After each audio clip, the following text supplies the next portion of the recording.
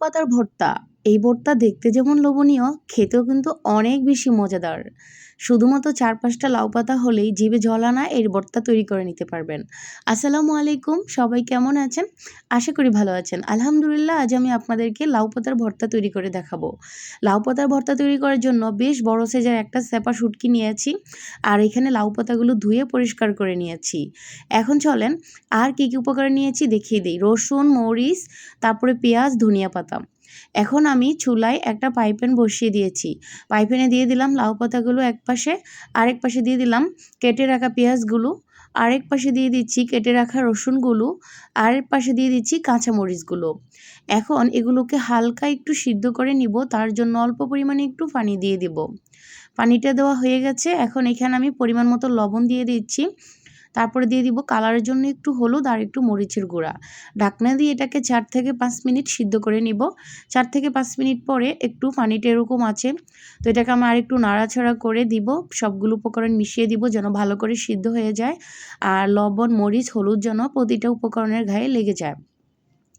কারা কারা লাউ পাতা দিয়ে চাপা শুটকি দিয়ে এভাবে ভর্তা তৈরি করে খেয়েছেন অবশ্যই কমেন্টস করে জানাবেন।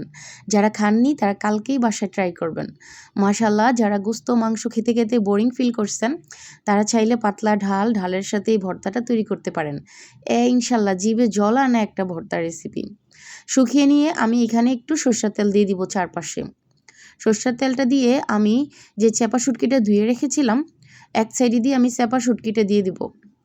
আগে দিয়ে দিলাম ২টা শুকনো মরিচ, তারপর এখানে চাপা শুটকিটা দিয়ে দিলাম। চাপা শুটকিটা কিন্তু বেশ বড়। এমনিতে কিন্তু বাজারে এত বড় সাইজের চাপা শুটকি পাওয়া যায় না। এটা আমার কক্সবাজার থেকে আনা চাপা শুটকি। খেতে যেমন মজা এই শুটকিটা, আমি যদি আবারও কক্সবাজারে যাই এরকম চাপা শুটকি বেশি করে নিয়ে আসবো। প্রায় ৩ মাস হয়ে গেছে শুটকি নিয়ে আসছি, এখনও কিছুই হয়নি। নরমাল ফ্রিজে রেখে এটা খাওয়া যায়, কোনো প্রবলেম হয় না।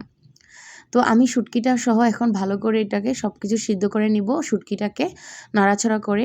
এই পর্যায়ে কিন্তু ঢাকনা দিতে যাবেন না, একটু কাছে দাঁড়িয়ে থেকে এই উপকরণগুলোকে ভালো করে মিশিয়ে সিদ্ধ করে নেবেন। জাস্ট ভাজা ভাজা করে নিতে হবে। তো চাপা শুটকির একটা গুণ আছে, সেটা হচ্ছে তেলে দেওয়ার সাথে সাথে ওনারা ফ্যাকুমগুলো ছেড়ে দেয়। যাই হোক, একটু মজা করলাম, মানে তেলে দেওয়ার সাথে সাথে কিন্তু এই শুটকিটা নরম হয়ে যায়, গলে যায়। এই যেমন এখানে হচ্ছে। তো আমি এখন সবগুলো উপকরণ একসাথে করে মিশিয়ে নিয়েছি। এই ভর্তাটা তো আমার কাছে এত মজা লাগে। আমি প্রতি ভিডিওতেই বলে থাকি যেই কটা ভর্তার ভিডিও দিয়েছি, আমি ভর্তা লাভার, মাছ মাংস এগুলোর থেকে আমার ভর্তাটাই বেশি ভালো লাগে।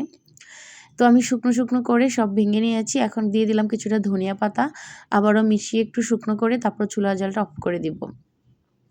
ফাইনালি আমার হয়ে গেছে। এখন চুলার তেলটা অফ করে দিয়ে আমি এটাকে নামিয়ে ঠান্ডা করে নিব। ফাইনালি আমি এটা নামিয়ে ঠান্ডা করে নিয়েছি, একসাথে করে নিয়েছি সব কিছু। দেখেন, আপনারা কিন্তু একটু বেশি করেই বানাবেন, কারণ এটা নিয়ে কাড়াকাড়ি হয়ে যায় খাওয়ার টেবিলে, এতটাই মজার। তো আমি আজকে এই ভর্তাটাকে ব্লেন্ডারে বানিয়ে নিব। আপনারা চাইলে শিলবাটায় করে নিতে পারেন। জাস্ট আমার ব্লেন্ডারটা এত পরিমাণে ভালো, একবার দিলে শিলবাটার মতো হয়ে যায়। তো আমি সবগুলো উপকরণ নিয়ে নিচ্ছি ব্লেন্ডারে জাকে। আপনাদের যাদের ব্লেন্ডারে একদম ভালো করে মিহি হতে চায় না তারা শিলবাটায় করে নিতে পারেন। এই ভর্তাটা মিহি হলে আর কাঁটা থাকবে না, তাহলে খেতে কোনো ভয় থাকবে না। ফাইনালি আমি এটা ব্লেন্ড করে নিয়েছি।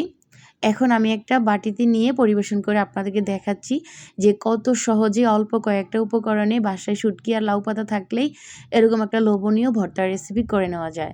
ফাইনালি দেখেন, কার কার জিভে জল এসে গেছে অবশ্যই জানাবেন। আমার তো দেখে আর সইছে না, আমি এখনই গরম ভাত নিয়ে একটু খেয়ে ফেলবো। গরম ভাতের সাথে যে কী যে লাগবে, জাস্ট অসাধারণ লাগবে। আপুরে ভাইয়ারা, ভিডিওটা যদি একটু হলেও আপনাদের ভালো লেগে থাকে প্লিজ একটা লাইক, কমেন্ট, শেয়ার আশায় থাকবো। আর আপনারা অবশ্যই একটা কমেন্টস করে জানিয়ে দিবেন কেমন হয়েছে আজকের ভর্তা রেসিপিটা। ফাইনালি বিদায় নিয়ে নিব, আপনাদের সাথে দেখা হবে অন্য কোনো একটা রেসিপি ভিডিওতে। সে পর্যন্ত সবাই ভালো থাকবেন, সুস্থ থাকবেন, আমার জন্য দোয়া করবেন। আল্লাহ হাফেজ।